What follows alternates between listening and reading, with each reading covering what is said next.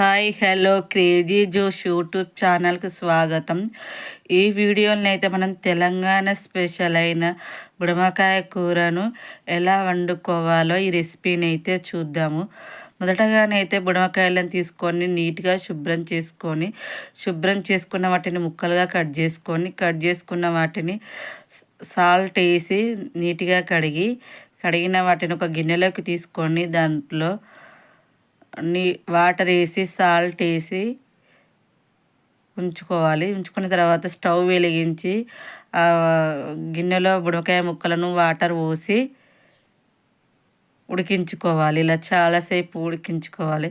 ఎందుకంటే ఇలా ఉడికించుకోవడం వలన దాంట్లో ఉన్న డిఫరెంట్ ఫ్లేవర్ అయితే పోతుంది, తినడానికి మంచిగా తయారవుతుంది అన్నమాట. ఉడికించుకొని వండుకుంటేనే బెటర్. దీన్ని ఉడికించుకోకుండా మాత్రం వండుకోకూడదు బుడమకాయలని, ఎందుకంటే ఆ డిఫరెంట్ ఫ్లేవర్ మనం తినలేకపోతాము. ఇది హెల్త్కి చాలా మంచిదని ఇక్కడ ప్రజల నమ్మకం. ఇలా వాటర్ వేసి సాల్ట్ వేసి చాలాసేపు ఉడికించుకోవాలన్నమాట. ఇలా ఉడికే లోపు మనం చింతపండు రసం, బుడమకాయ కూర అంటే చింతపండు రసం ఉండాలి. అలా ఉల్లిపాయలు, కొత్తిమీర, పచ్చిమిర్చి అలా తీసుకోవాలి. ఇలా ఉడికిన వాటి వాటర్ అంతా వంపేయాలి. అలా వీడియోలో చూపిస్తున్న విధంగా తీసుకోవాలి. అలా వాటర్ వంపేసిన తర్వాత మళ్ళీ ఫ్రెష్ వాటర్ పోసి 1-4 సార్లు కడుక్కోవాలన్నమాట నీట్గా. అదేంటే డిఫరెంట్ ఫ్లేవర్ ఉంటుందని చెప్పాను కదా, ఆ ఫ్లేవర్ పోవడానికి అన్నమాట. అలా వీడియోలో చూపిస్తున్న విధంగా శుభ్రంగా కడుక్కోవాలి. అది కాలుతుందని పక్కన పెట్టేసింది. తర్వాత మళ్ళీ మంచిగా నీట్గా అలా గింజలు దానిలో బుడమకాయ గింజలు పోయేదాకా నీట్గా అలా వాష్ చేసుకోవాలి. బుడమకాయ ముక్కలని అలా నీట్గా క్లీన్ చేస్తుంది. అలా క్లీన్ చేసిన వాటిని మరొక గిన్నెలోకి తీసుకోవాలి. అవి ఎలా వస్తున్నాయో చూడండి, వాటి గింజలు అలా వాష్ చేస్తుంటే అలా వాష్ చేసిన వాటిని ఒక గిన్నెలోకి తీసుకోవాలి. తీసుకున్న తర్వాత వాటిని వండడానికి అనువైన ఒక పాత్రను తీసుకోవాలి.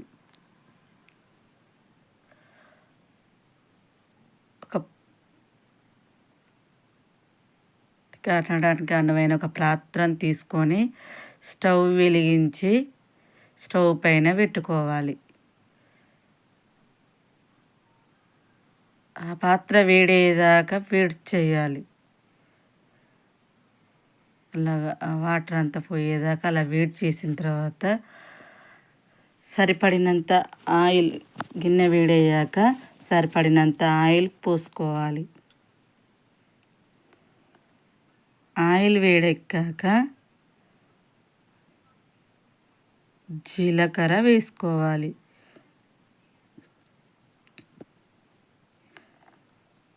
వేడెక్కిన తర్వాత జీలకర్ర వేసుకోవాలి. జీలకర్ర వేడెక్కేదాకా జీలకర్ర గోలేదాకా చూడాలి. జీలకర్ర గోలిన తర్వాత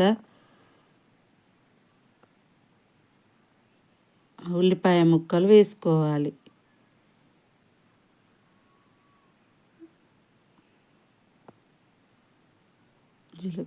ఉల్లిపాయ ముక్కలు వేసుకొని అవి వేగేదాకా చూడాలి. అలా మూత ఎందుకు అడ్డం పెట్టిందంటే డ్రాప్స్ అనేటివి వస్తాయి కదా, వైబ్రేట్ అయ్యి అలా పడకుండా ఉండడానికి మూత అయితే పెట్టింది. ఉల్లిపాయ ముక్కలు వేసుకోవాలి. ఉల్లిపాయ ముక్కలు ఒకసారి కలబెట్టుకొని వేగేదాకా వేడి చేయాలి. వేగిన తర్వాత ముందుగానైతే పచ్చిమిర్చి ముక్కలు వేయలేదు, ఉల్లిపాయ ముక్కలే వేసింది. అవి వేగిన తర్వాత పచ్చిమిర్చి ముక్కలు వేయాలి. అవి వేగిన తర్వాత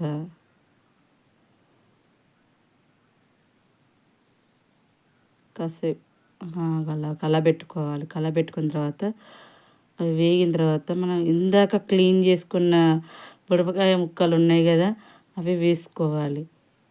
అవి వేసుకున్న తర్వాత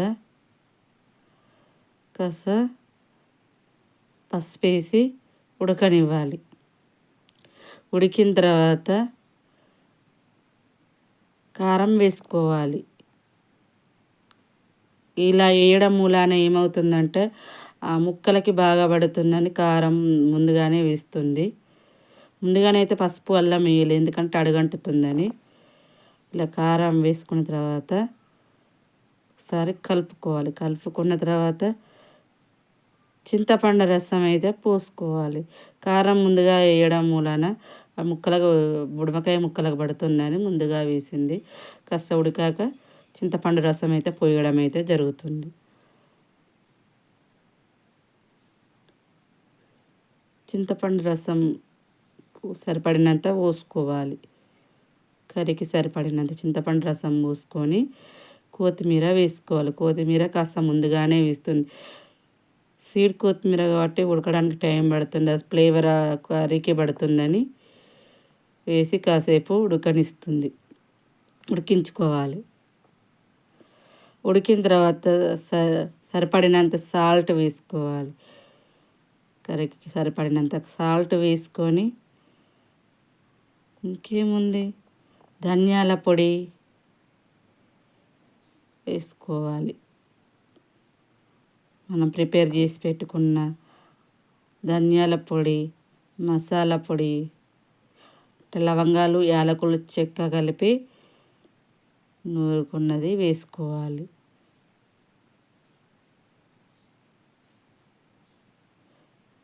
లాస్ట్లో అల్లం వేసి అయితే కలిపింది. అల్లం వేసి కలిపిన తర్వాతనే ధనియాల పొడి, మసాలా పొడి అయితే వేయడం జరుగుతుంది. ధనియాల పొడి, మసాలా పొడి. ఈ వీడియో మీకు అందరికీ నచ్చుతుంది అనుకుంటున్నాను. ఇంకేముంది, బుడమకాయ కూర రెడీ. ఈ వీడియో మీకు అందరికీ నచ్చుతుంది అనుకుంటున్నాను. క్రేజీ జోష్ యూట్యూబ్ ఛానల్ని ఇలాగే సపోర్ట్ చేయండి, సబ్స్క్రైబ్ చేయండి, లైక్ చేయండి, షేర్ చేయండి, కామెంట్ చేయండి. క్రేజీ జోష్ యూట్యూబ్ ఛానల్ని ఇలాగే ఆదరించండి. మీ సపోర్ట్ ఇలాగే ఉండాలని కోరుకుంటూ మరొక వీడియోతో మళ్ళీ కలుద్దాము. Thank you friends.